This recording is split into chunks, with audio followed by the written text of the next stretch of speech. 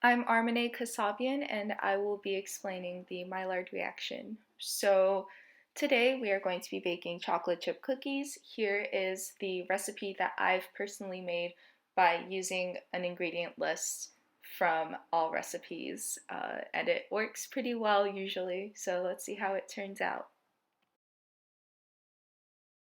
Alright, so now I will talk about the Maillard reaction. This reaction involves the nucleophilic attack of the amino nitrogen of an amino acid onto the carbonyl carbon of the 6-carbon sugar. So how we get the sugar, first of all, is through the decomposition of sucrose into its components, glucose and fructose, as well as the decomposition of the starches in the flour that we use in the cookies.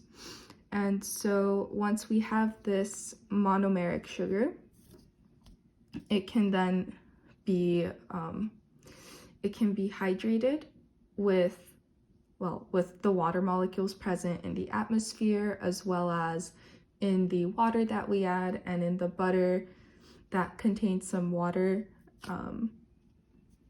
to form its linear form. Well, linear in air quotes because of the molecular angle, like bond angles and such. But here we have the electrons attacking this carbon that is electrophilic. Then the electrons of the double bond move back up to the oxygen. And so this is a reversible reaction. So next here we have this negative oxygen and also this positive nitrogen. And so the amino group loses one of its hydrogens, and this is taken by a base. And so if you recall, some of our reactants do have basic properties, and so even just the water can also act as a base for the hydrogen. And then this can lead to the deprotonation of the quaternary ammonium ion and form this uncharged compound side chain. And then our previously carbonyl oxygen will then remove that hydrogen off the base to form an OH group. This OH group will then be kicked off by the formation of a double bond. And so we see the double bond here, formation of a double bond, and then once this hydrogen is kicked off, it can then attack this alpha hydrogen.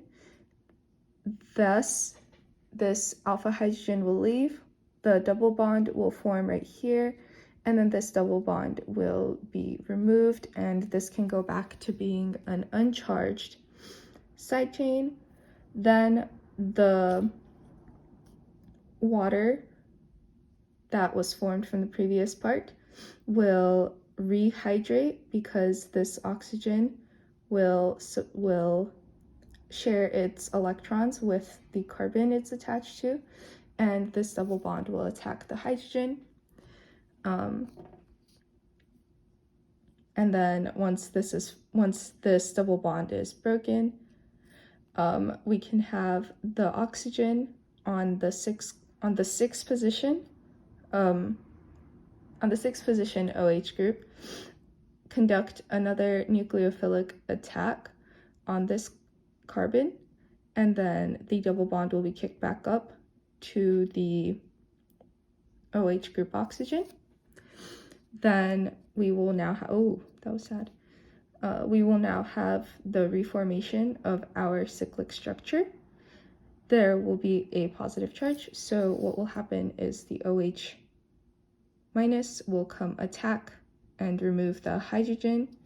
And then finally we have water released, and because this water is released as a gas, this actually will not be reversible. Instead, it will just end up like this, and then we will have our product of the Maillard reaction. And this is the reason why cookie dough is drastically different from the baked cookie because you have this product that is not the single crystal structure of the sugar. It is instead the combination of, it is the sugars being now attached to various amino groups on the proteins.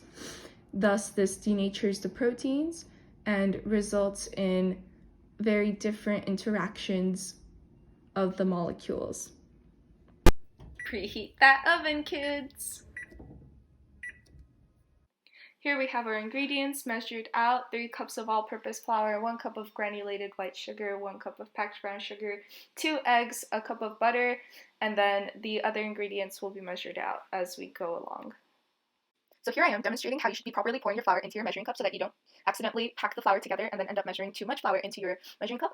If you do that, you might end up with really, really hard cookies that you literally can't bite into.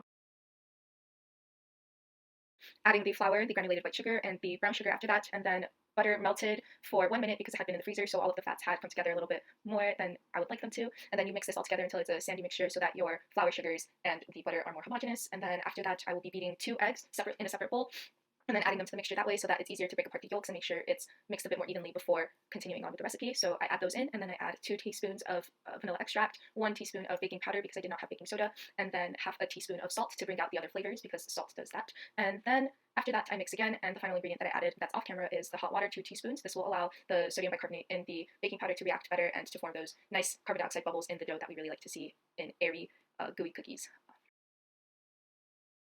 And that is all. Thank you for watching.